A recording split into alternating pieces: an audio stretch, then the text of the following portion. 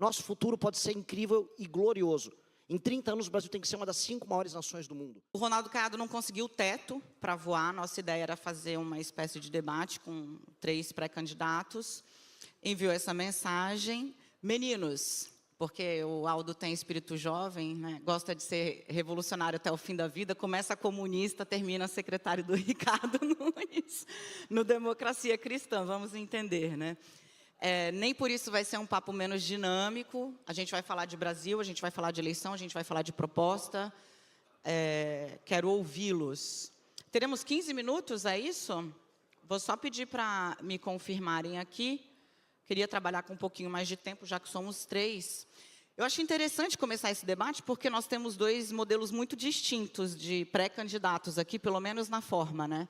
O Aldo Rebelo foi tudo. Foi deputado 5 vezes? 6 vezes presidente da Câmara dos Deputados, ministro de Luiz Inácio Lula da Silva, ministro de Dilma Rousseff, ministro de Michel Temer, trabalhou com Ricardo Nunes na Secretaria de São Paulo, foi do Partido Comunista ao Democracia Cristã, onde ele está hoje. O Renan Santos começou na rua, né? É fundador de um dos maiores movimentos de rua do Brasil, fez uma bancada, tanto em São Paulo quanto em Brasília, e agora fundou o próprio partido, pré-candidato pelo Missão. Vou começar pelo Aldo. Explica um pouco por que você decidiu percorrer essa trajetória toda da esquerda, de fato, de uma militância de mais da metade da sua vida, para onde o senhor está hoje. O que te levou à direita, digamos assim? Bom dia. Bom dia. Bom dia, não. Boa tarde, Daniela. Boa tarde, Renan. Lamentar que o meu amigo Caiado não pôde comparecer. Esse aeroporto é perigoso. Foi aqui onde se deu o acidente com Eduardo Campos. Então, é preciso ter cuidado. Daniela, a minha trajetória acompanha as minhas convicções. Eu penso o que sempre pensei do Brasil. Defender o desenvolvimento do país, defender a soberania, defender a redução das desigualdades, defender a democracia, que foi a minha vida. Eu fui estudante na época do governo militar, lutando pela anistia, lutando pela Constituinte, pela liberdade de imprensa, lutando pelo desenvolvimento do Brasil. Fui ministro do presidente Lula com essa agenda, fui relator de Código Florestal, de lei de transgênicos, critiquei demarcação de Raposa Serra do Sol e penso mais ou menos a mesma coisa. E a minha pré-candidatura se dá em torno do objetivo de fazer parte desse debate. O Brasil é um país rico e interditado. O problema do Brasil não é de capital, não é de investimento, não é de tecnologia. O problema do Brasil é uma interdição institucional. É um Supremo que proíbe uma Ferrogrão, o Ministério Público que proíbe o petróleo, o outro que proíbe Autazes, potássio, o outro que proíbe uma ferrovia, uma hidrovia, tudo no Brasil está interditado. É preciso desinterditar o Brasil. Uma mina de potássio não, de terras raras, autorizada, rendeu 14 bilhões de dólares. Nós poderíamos ter 200 minas dessas, mas tudo isso está interditado. Então, o primeiro debate é desinterditar o Brasil. Como é que vai fazer o ajuste fiscal? Eu já deixo o senhor retomar a ideia, porque se eu não segurar o relógio aqui, o senhor vai que vai, porque eu conheço. O senhor fala que o Brasil está interditado e que isso é um problema institucional. Renan, muita gente vê o MBL como parte dessa disrupção, digamos assim, né? Que ganhou as ruas em 14, 15, 18 deu o fruto institucional mais forte, foi o Bolsonaro presidente. Você se vê parte da solução ou do problema? Olha, eu me vejo integralmente como parte da solução, até porque o MBL foi parte da solução de um país que despertou. Mas o que há no surgimento da direita é uma crise de liderança. A liderança de direita brasileira, que era o Jair Bolsonaro, era um completo idiota. E aqui já me apresentando, meu nome é Renan Santos, tenho 42 anos, fundador do Partido Missão, fundador do MBL, futuro presidente desse país, e quero colocar as coisas de maneira bem clara. Todo mundo perdeu tempo e gastou muito tempo no debate político brasileiro, discutindo um projeto morto, que é o projeto das esquerdas brasileiras, e a resposta a isso, que foi um projeto natimorto, que é o projeto do bolsonarismo, que nunca teve proposta para o Brasil. E muita gente falou, a resposta a isso seria a polarização. Ah, não, tem uma polarização e nós vamos ficar presos nisso. Alguns dos pré-candidatos que deveriam estar aqui presentes, o Zema e o Caiado, adotaram um caminho. O caminho de seguirem na sombra do Bolsonaro. É um jogo. Flávio Bolsonaro foi pego no escândalo, eles nada... O Zema ensinou, olha, isso está meio errado. Não está meio errado. Flávio Bolsonaro é um escroque desde sempre, me desculpe os termos aqui, são pessoas elegantes que estão aqui presentes, mas é isso. E nós não podemos permitir que escroques assumam a presidente da República e tampouco um grupo político que está presente hoje, o petismo, que vai ficar rifando o nosso futuro. Nosso futuro pode ser incrível e glorioso. Em 30 anos, o Brasil tem que ser uma das 5 maiores nações do mundo. E eu estou propondo, junto com uma geração toda nova, não à toa lidero essa geração nas pesquisas, um tipo de Brasil que vai poder enfrentar todos esses problemas, enfrentar a questão das terras raras, ganho de produtividade e assim construir um grande futuro. Então vamos começar bate-bola rápido aqui. Aldo falou de ajuste. Pré-candidato, começa o ajuste fiscal por onde? Pela receita, tá certo. Tem que ser pela retomada do crescimento. Você pode cortar despesa? Pode. Vai enfrentar resistência do judiciário, do Supremo, das corporações, mas pode cortar despesa. O desperdício é grande.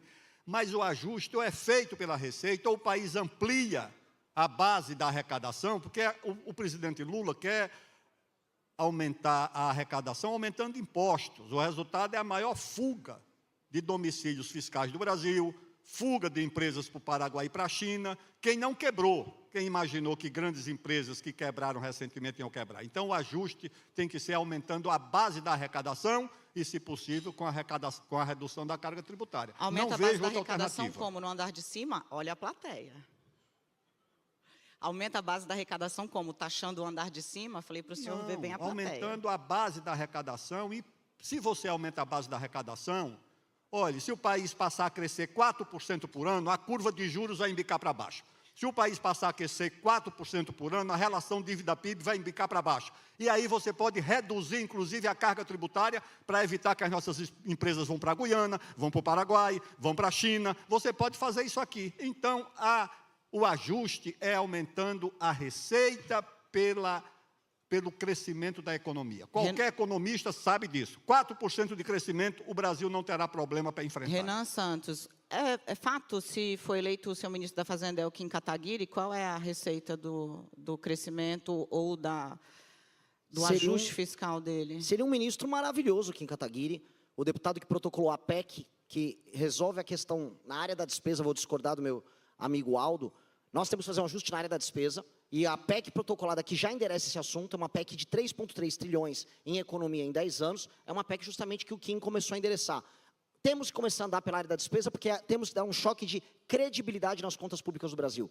O choque de credibilidade vem, os investimentos vêm, e a gente tem as duas coisas ao mesmo tempo, que é o crescimento somado ao fim da tensão no longo prazo para os investidores, entendendo que o Brasil será um país capaz de arcar com seus compromissos. Essa é a base de um crescimento econômico sustentável e mais, todas as experiências internacionais e a literatura séria a respeito dão conta de que o ajuste mais duradouro é sempre o ajuste no campo da despesa, que é o que nós vamos fazer. Corta onde? Me explica. Porque é fácil falar cortar na despesa. Vamos cortar a despesa. Como? Não, no que é mais impopular, Dani. Eu vou começar já com o mais impopular. Desindexando tanto a aposentadoria quanto o BPC do salário mínimo.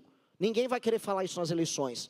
Os demais fiscalistas que colocam ali, volto a colocar. O Flávio disse que não ia ter proposta, ia dançar, provavelmente estaria dançando aqui nesse palco. O Zema não quer falar do assunto, disse que só vai privatizar a Petrobras. Então não garante reajuste real de salário mínimo, nem de aposentado. O reajuste é feito na inflação e o presidente pode fazer o ajuste real. O que não dá para ter são os gatilhos automáticos. Gatilho automático acabou. Desvinculação, temos que fazer uma nova reforma da Previdência e tem que ter coragem de fazer isso e falar isso em público, igual o Milei falou. Não adianta a gente se esconder, senão a gente vai meter um estelionato eleitoral no eleitor, e eu não estou afim de fazer isso. Gostei do ritmo, Aldo. Reforma da Previdência 3.0, 4.0, o Lula fez 2, mais ou menos, né? Temer tentou, Bolsonaro teve, Paulo Guedes a versão dele. Como faz? Porque a conta não fecha ainda. O problema econômico é parte do problema político. O Brasil vive um ambiente, uma situação onde quem tem poder é concedido por uma norma, por uma Constituição.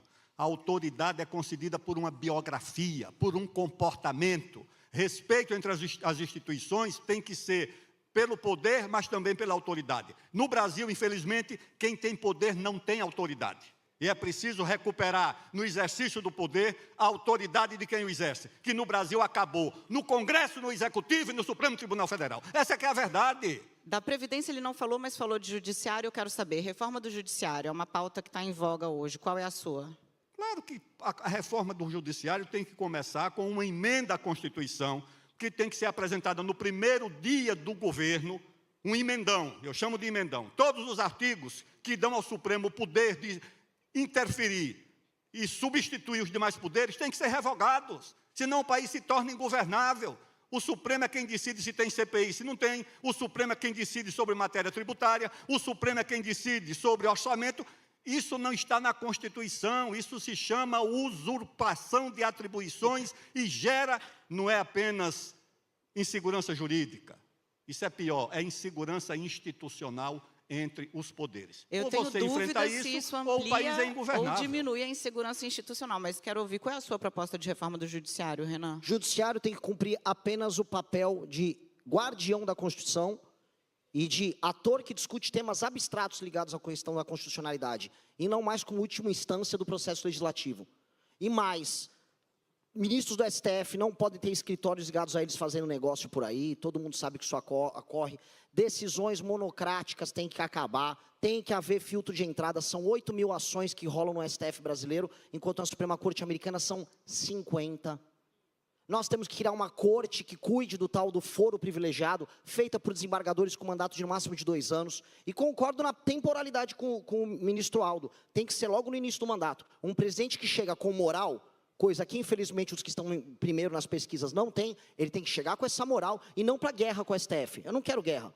Eu quero que todo mundo tenha suas atribuições. E aí sim o poder executivo recupere seu poder de executar.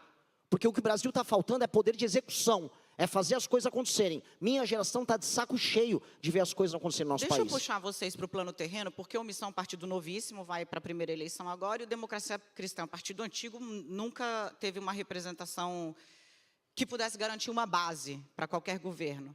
E vamos olhar o Congresso de hoje, né? Nem Bolsonaro teve maioria tranquila, nem Lula teve maioria tranquila. Na verdade, tranquilidade é uma coisa que não tem desde que o Congresso... Oi, Rodrigo Maia... inventou o orçamento impositivo, passou pelo secreto e agora está aí no meio do caminho. Como é que faz para governar sem base, Renan? Porque maioria você não vai ter. Vai ter que ter base. O presidente da República vai construir base. Meu partido hoje é um partido basicamente pequeno, porque ele tem 6 meses de idade, mas, na hipótese cada vez mais provável de vencer a eleição, o meu partido formará a maioria. Eu também terei inúmeros deputados eleitos por ele. E eu vou conversar com as lideranças partidárias em Brasília, sem medo de composição, Daniela. O que eu não vou ter é composição baseada nesse jogo imundo que está rolando hoje.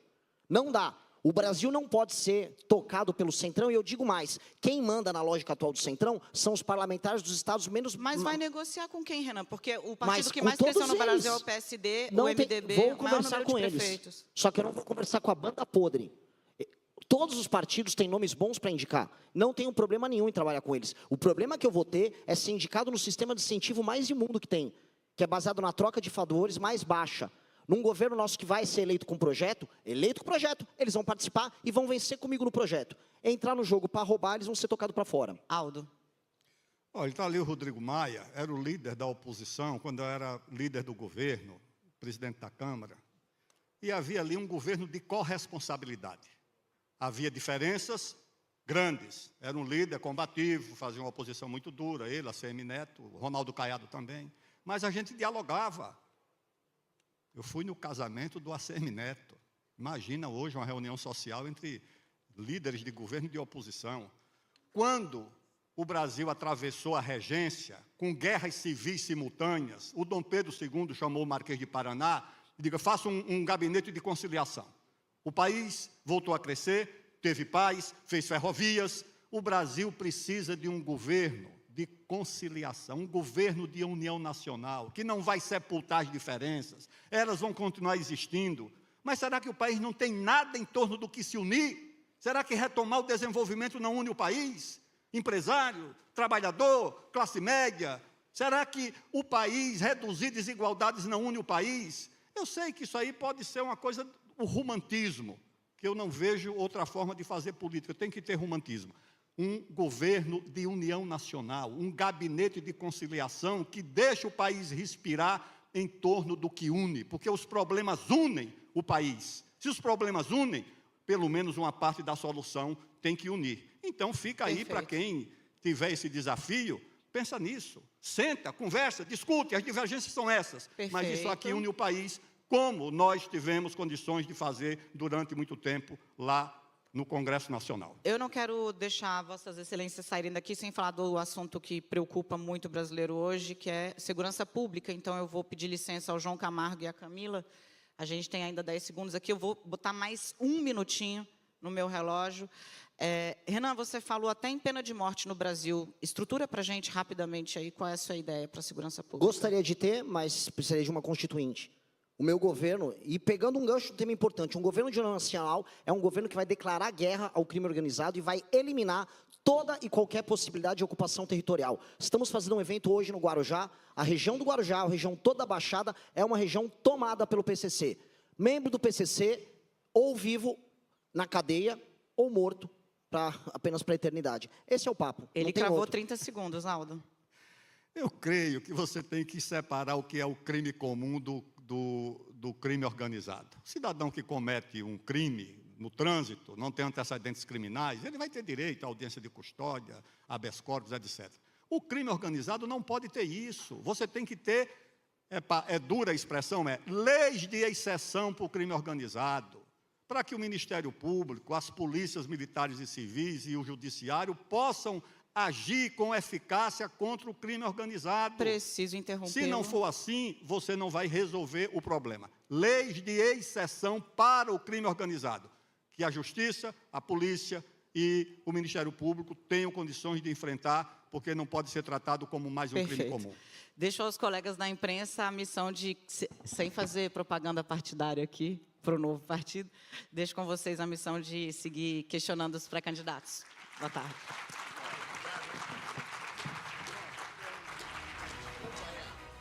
Se você gostou deste vídeo, deixe seu like, comente e se inscreva para novos cortes todos os dias.